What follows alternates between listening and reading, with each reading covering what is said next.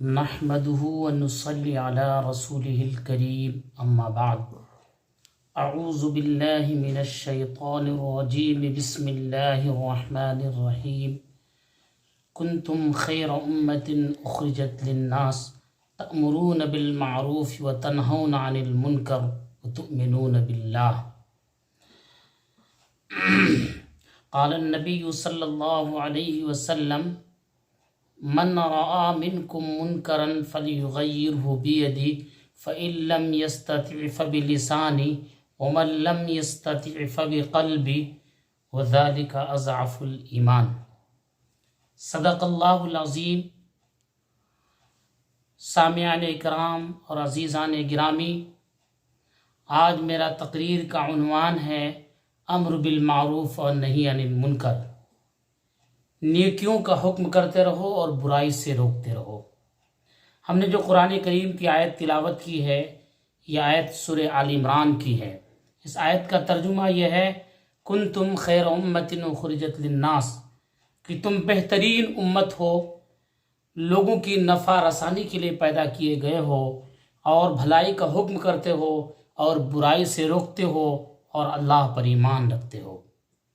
یہ اس آیت کا ترجمہ ہوا۔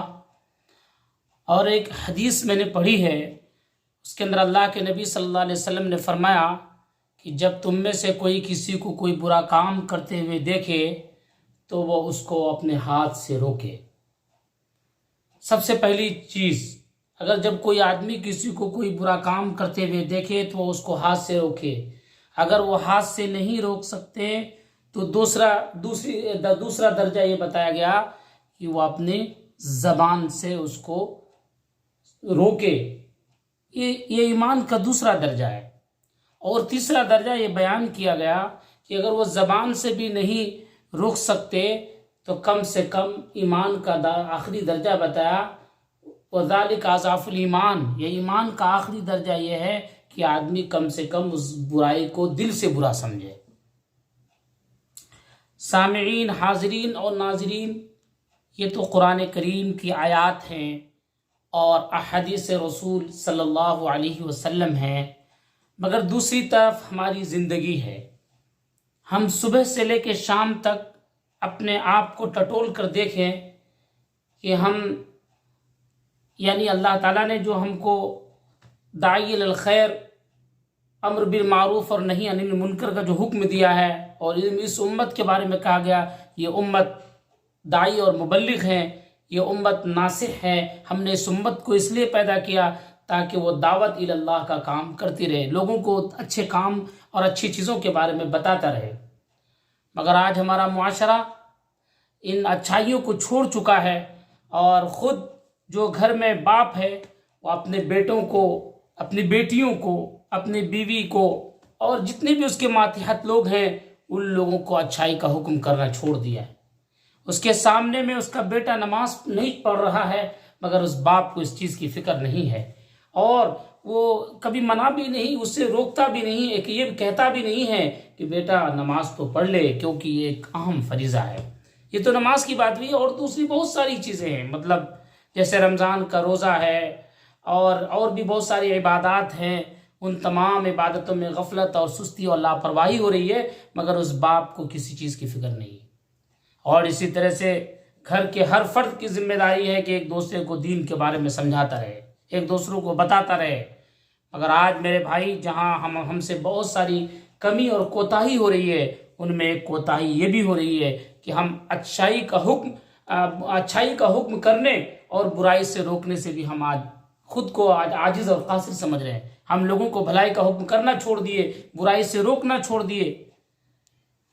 اللہ کے نبی صلی اللہ علیہ وسلم نے فرمایا ایک زمانہ ایسا آئے گا کہ انسان کھلے عام گناہ کرے گا، یعنی زنا کرے گا، تو اس درجے کا اس زمانے میں سب سے بڑا ایمان والا وہ شخص ہوگا جو صرف یہ کہے گا کہ اے میرے بھائی، تم اس کھلے عام جگہ پر برائی مت کرو، بلکہ تم روڈ کے کنارے میں جا کر چھپ کے کرو۔ یہ بات کہنے والا اس زمانے کا سب سے بڑا مجاہد ہوگا، غازی ہوگا، سب سے بڑا دیندار ہوگا۔ آج ہمارے گھروں میں، ہمارے سماج میں، ہمارے معاشرے میں اس طرح کی ہزاروں برائیاں ہو رہی ہے، مگر ہم کبھی زبان سے آہ بھی نہیں کرتے، ہم کبھی ہاتھ سے روکنے کی کوشش بھی نہیں کرتے، اور ہم کبھی دل سے اس برائی کو برائی بھی نہیں سمجھتے۔ تو آپ بتائیے، ہم میں سے ہر شخص کو اپنے ایمان کا جائزہ لینے کی ضرورت ہے، اپنے ایمان کو ٹٹولنے کی ضرورت ہے کہ آج ہم کس درجے پہ، کہاں پر ہم کھڑے ہیں، آج ہمارا ایمان کیا ہے۔